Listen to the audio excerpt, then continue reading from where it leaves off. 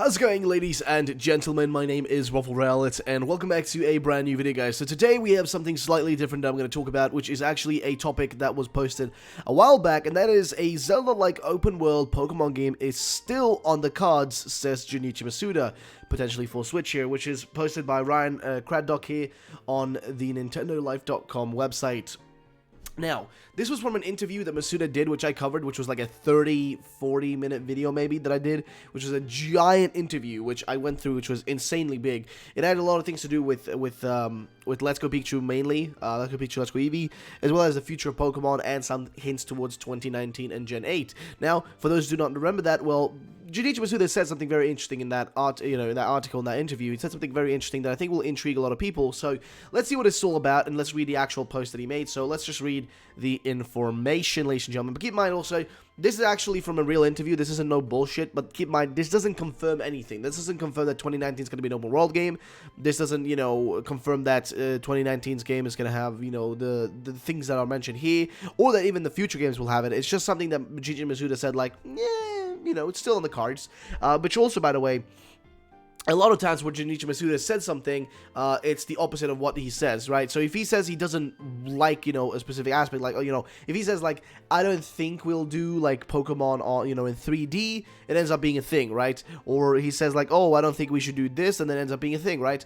Or he says, like, oh, maybe we'll do this, it ends up being a thing often. So it's very contradictory type of thing, right? He doesn't really directly ever say anything. He just say either he, like, kind of denies it, deny-ish, kind of issues, like, what am I saying here, dude? Kind of denies it, but doesn't really do it, you know what I mean? With a lot of things. And sometimes he kind of says okay to it, or confirms it, but doesn't really.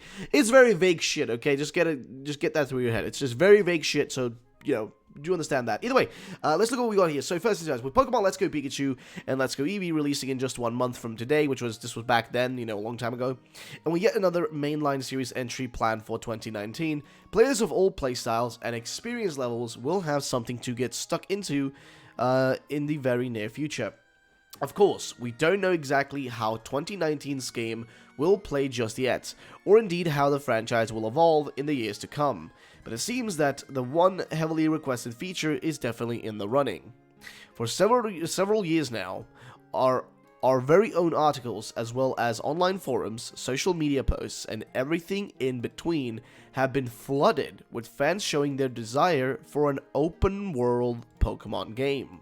Now, the definition of an open world seems to get broader with each passing year, but the likes of Skyrim and then the much more recent Zelda Breath of the Wild perhaps showcase the idea the best, which, for anybody who doesn't know what an open world is, it's a free roaming world where you're not limited to a specific route. Now, Pokemon has, notoriously, I would say, or, famously rather, never had any openness to it. You're always on a specific road that you are put on, and you cannot deviate from that road. Especially as a recent with Sun and Moon, we saw a total annihilation of freedom in a Pokemon game. You were forced to follow an exact path. There was no sidelining or checking other things out. Whereas in the previous Pokemon games, anywhere from I guess, I guess even Johto and whatnot, like, Kanto especially, there was a minimalistic amount of freedom there as well, right? Take Kanto as the easiest example now with Let's Go.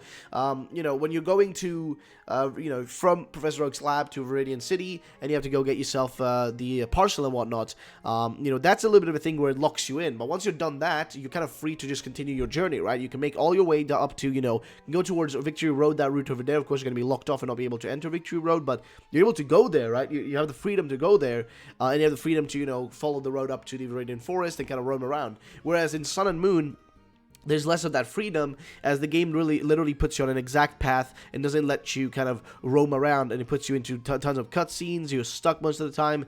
The series was going almost this path of, like, zero freedom for the player, which is a little bit disappointing. Now, with an open world, you open up all possible doors. You make it so that literally that would not be an issue anymore. You will be able to roam around, do whatever you want, and go the path you want. Now, what are some good ways to pull this off? Well, the best way to pull this off is probably to give us enough freedom where we can at least choose which gyms we take in which order. Now, what I think was really cool about Kanto is that you essentially like could take on, Fuchsia, or I guess, Koga or Sabrina, in kind of vice versa order, I guess. I mean, mostly you'd probably go for Koga first and then whatnot, but it's kind of like open, right? It's not like it really locks you off or anything like that.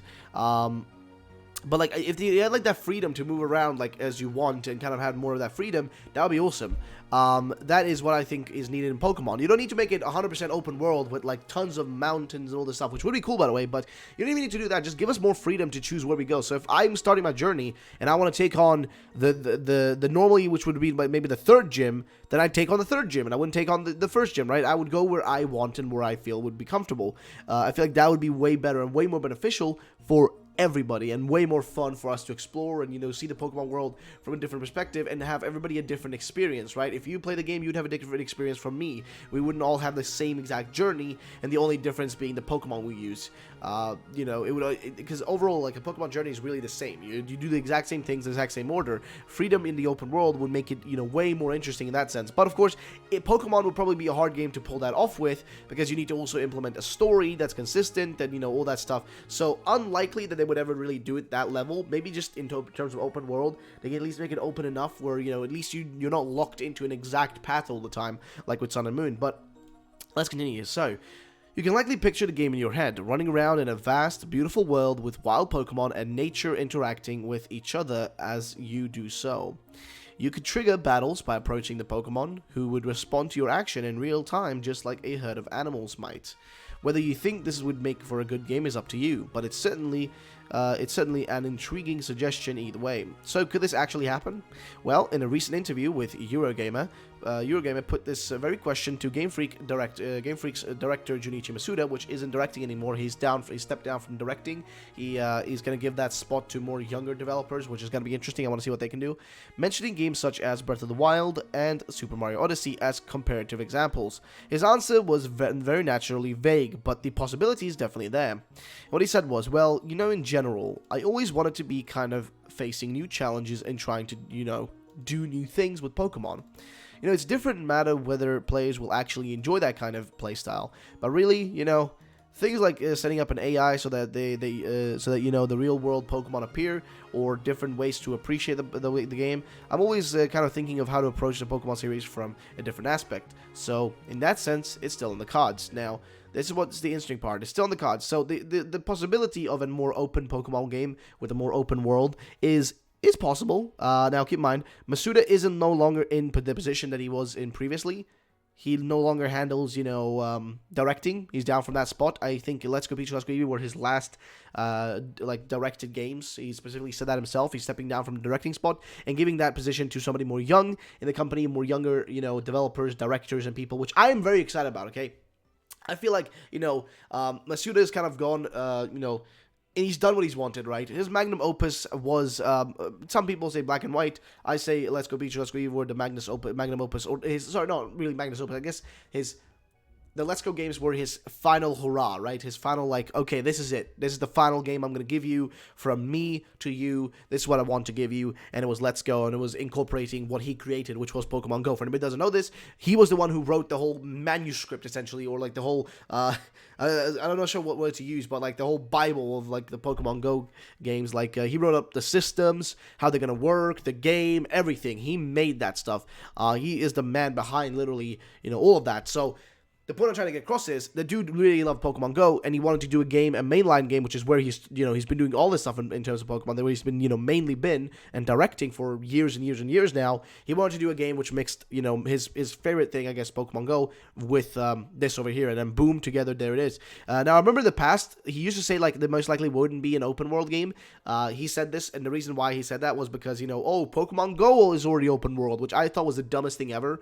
Really, you cannot say Pokemon Go is an open world game as an equivalent to having a mainline open world game. Please, come on. But now it seems he's shifted that, which is very intriguing, because you never see Masuda really shift his shit real quick, that. I've never seen him shift his stuff, his is thoughts and whatnot, which really gets me intrigued into what they might be doing for 2019 and like 2020, 2021, 2022, all that.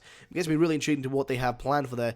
But yeah, guys, that's going to be the end of this video, I guess. I think we've gone through most of it. Of course, they asked down here, would you like to see Pokemon take this route? Would you love for 2019's first look into Generation 8 to be an open world adventure, or perhaps a little further down the line? Let us know your thoughts in the comments down below. But yeah, I want to know that as well, guys. What do you guys think? Do you think the likeliness of Generation 8 being an open world game is possible? I mean, the door is there. It's not impossible for them to do that. I mean, they have had almost now, by the time the games come out next year, it's going to be 4 years of development since the games were like started development internally, right? Because, Game Freak had access to the Switch before it was even released. They've definitely been working on this for a long time, and I don't think it was too hard if they already had stuff made to just kind of port that stuff over to, something that's going to work on the Switch as well. But, we'll see, guys. I don't know. I don't know. It's all speculation in terms of this stuff right now. It's all speculation. So what do you guys think about this? Let me know in the comment section down below. Thank you so much for watching. My name is EwinRacing, and have a great day, ladies and gentlemen.